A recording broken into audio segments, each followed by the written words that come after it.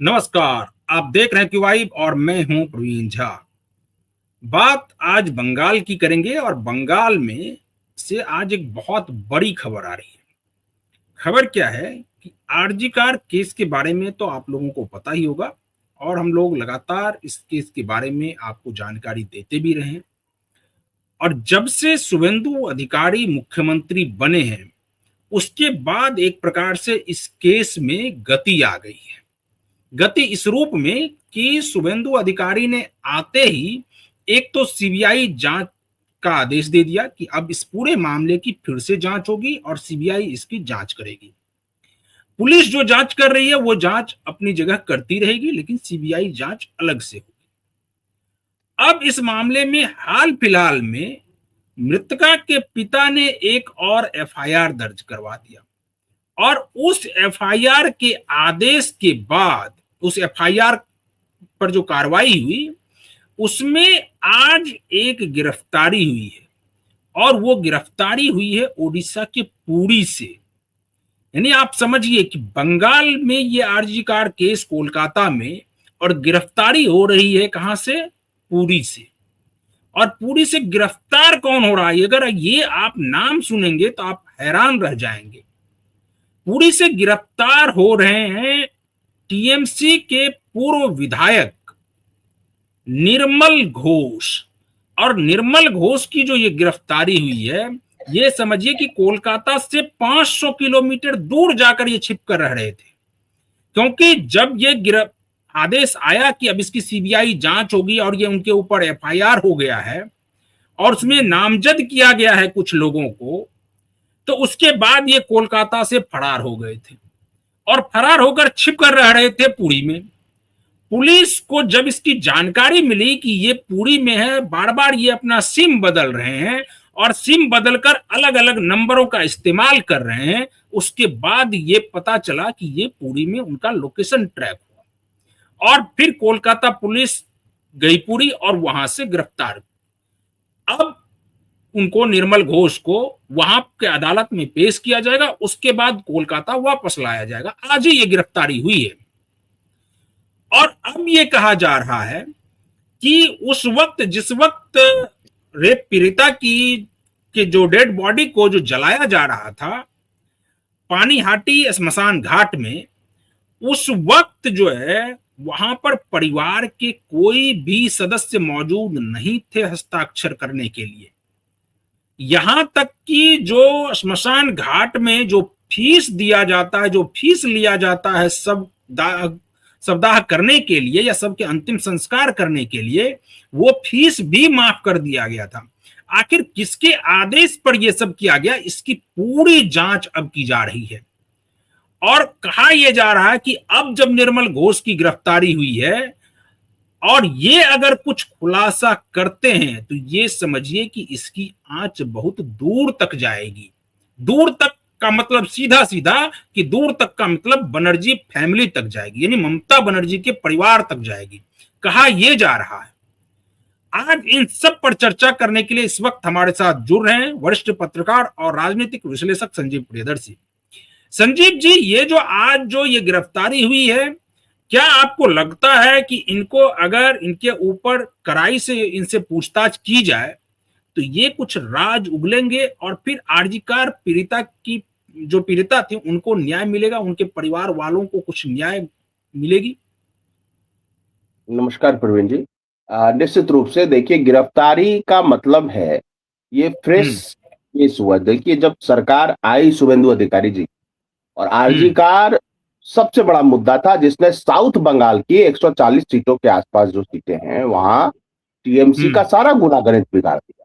क्योंकि वुमेन, हम सब जानते हैं कि जो बंगाल की महिलाएं हैं वो एजुकेशन में और हर क्षेत्र में बहुत आगे अन्य राज्यों की महिलाओं।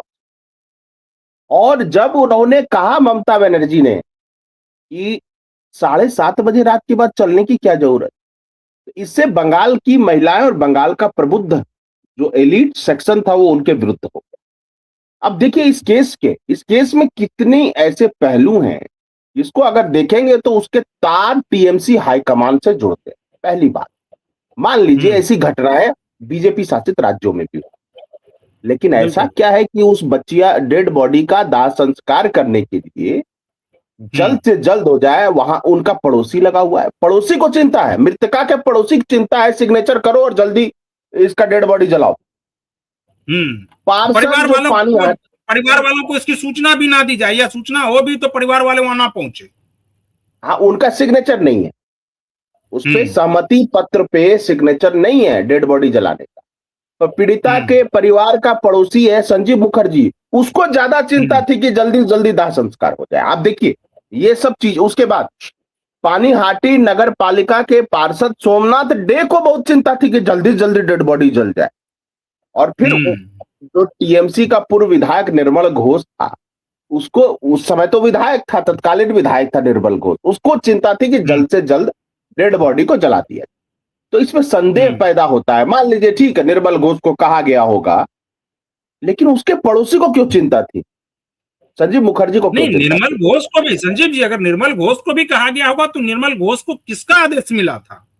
क्या वो आला कमान का आदेश मिला था या किसका आदेश मिला था? ये तो अभी जब जांच होगी तो पूरा खुलासा हो जाएगा। बिल्कुल, देखिए जांच की नहीं, उसको थर्ड डिग्री इंजेक्शन देने की जरूरत है। वो वैसे हम्म। वैसे राज खोलेगा। देखिए आरजी कार में कुछ ऐसा जरूर है कि सरकार चली गई उस कांड में, हम्म। लेकिन गुनहगार को बचाने के लिए कोई कसर नहीं छोड़ा ममता बनर्जी। हम्म। मानसिक संतुलन खो गया था उस महिला का। आप देखेंगे आरजी कार हम्म। के बाद जितने उसके बयान हैं, वो ऐसे हम्म। बयान है कि कोई भी साधारण सा विधायक भी उसका जब इस तरह का बयान नहीं देता। एक मुख्यमंत्री के पद पे रहने वाली वो भी महिला, वो महिलाओं के हम्म। विरुद्ध ऐसे ऐसे बयान दे रही थी जिसको नॉर्मली आप डाइजेस्ट नहीं कर सकते। आखिर क्यों इतनी बिल्कुल। बेचैनी थी? और निर्मल घोष को कमांड किसने दिया? और इंटेंशन क्या था? डेड बॉडी जला के हम्म। सबूत खत्म कर देना, परिवार को दबा देना, सत्ता का रौब दिखाना, और किसको बचाना? सवाल ये है। नहीं, एक देखिए सवाल तो किसी भी, संजीव जी यहाँ ये उठता है ना कि मान लिया जाए अगर निर्मल घोष, हो सकता है इनको कोई आदेश मिला हो या ना भी मिला हो, ये हो सकता है कि ये सोच रहे हो कि मामला जल्द से जल्द शांत हो जाए और ये जाकर के दाह संस्कार करवा रहे हैं। अगर ये इनके मन में कोई भी एक प्रकार से पाप नहीं होगा तो फिर ये सामने आते और बोलते कि हाँ ठीक है, आप गिरफ्तार करना है आपको, आप गिरफ्तार कीजिए, हम जांच में सहयोग करेंगे और हमारे इसमें कोई संलिप्तता नहीं है, हम पाक साफ होकर बाहर आ जाएंगे। लेकिन ये छिपकर बाहर रह रहे थे, छिपकर 500 किलोमीटर दूर जाकर पूरी में छिपे हुए थे। इसका मतलब है कि इंटेंशन कुछ और था। निश्चित रूप से इंटेंशन कुछ और था। और चूंकि सीबीआई जांच अब हो रही है, पुलिस की जांच हम्म। अपनी गति से चल रही है, उस पर कोई हम्म। हस्तक्षेप नहीं किया गया। सरकार जब बनी हम्म। तो शुभेंदु अधिकारी जी ने फ्रेश सीबीआई इन्वेस्टिगेशन का ऑर्डर दिया। और चूंकि अब हम्म। मृतका की मां जनता के समर्थन और प्यार आशीर्वाद से खुद विधायिका है वहां की, और हम्म। उनका ये है पहला उद्देश्य कि बेटी को इंसाफ दिलाना, हम्म। उसका भी एक वजन है। क्या उसका पड़ोसी अब बताएगा कि वो क्यों था सिग्नेचर करने? उसको क्या जरूरत थी सिग्नेचर करने की सहमति पत्र पे कि डेड बॉडी तुरंत जला दिया जाए? अब उस सब की ये गिरफ्तारी तो होगी, नामजद किया गया है उनको। बिल्कुल उन सब की गिरफ्तारी होगी, पूछताछ होगी, और पूछताछ में जो राज सामने आएगा, मुझे इस बात को कहने में कोई संदेह नहीं है, जो राज सामने आएगा वो बची हम्म। कुची टीएमसी को भी ले डूबेगा। क्योंकि किसी भी क्राइम के पीछे इंटेंशन होता है। देखिए ऐसी हम्म। घटनाएं हर राज्य में होती हैं, बीजेपी शासित राज्यों में भी होती है, कांग्रेस शासित राज्यों में, कोई हाँ, वो अगर नहीं। आपके आपके सीधे, मतलब आपके परिवार का या आपके किसी सहयोगी का या आपके किसी करीबी का अगर सीधे सीधे उस मामले में संलिप्तता ना हो तो एक मुख्यमंत्री क्यों इस मामले को दबाना चाहेगी?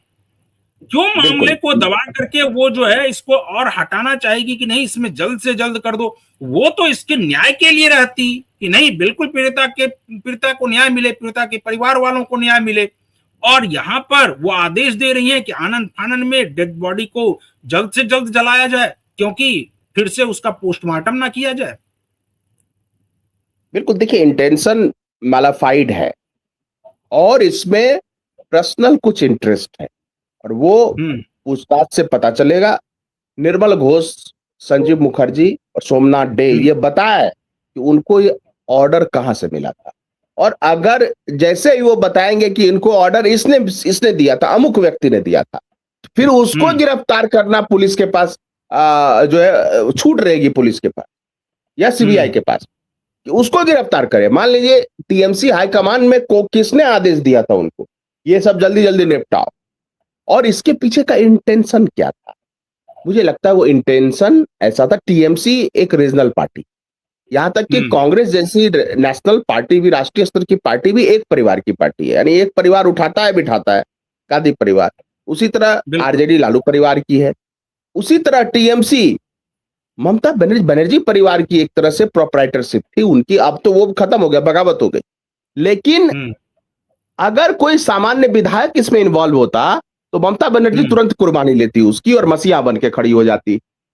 आखिर कौन सा ऐसा बकरा था जिसकी कुर्बानी नहीं देना चाहती थी, या बकरा बिना का कौन सा ऐसा दरिंदा था जिसको बचाना चाहती थी? उससे क्या उनका पर्सनल इंटरेस्ट था कि उन्होंने पॉलिटिकल इंटरेस्ट कुर्बान कर दिया, मुख्यमंत्री गद्दी कुर्बान कर दी, पार्टी का भविष्य दांव पे लगा दिया, पार्टी खत्म हो गई, लेकिन तब भी बचाया। तो सवाल है किसको बचाया? जी। यानी कि अब जो है, अब इस मामले में अब दूध का दूध पानी का पानी होगा, और शुभेंदु अधिकारी ने साफ साफ कहा है कि इस मामले में जो भी दोषी होगा उसको छोड़ा नहीं जाएगा। अब तो पीड़िता की मां भी जो है वो विधायिका बन चुकी हैं, तो अब इस मामले की जांच जरूर पूरी होगी, और जो भी दोषी होगा हम लोग ये उम्मीद करते हैं कि जरूर उसके ऊपर कार्रवाई होगी और पीड़िता के परिवार को न्याय मिलेगा। तो आप बाकी खबरों के लिए बने रहिए क्यू के साथ। मुझे और संजीव जी को दीजिए अनुमति। नमस्कार।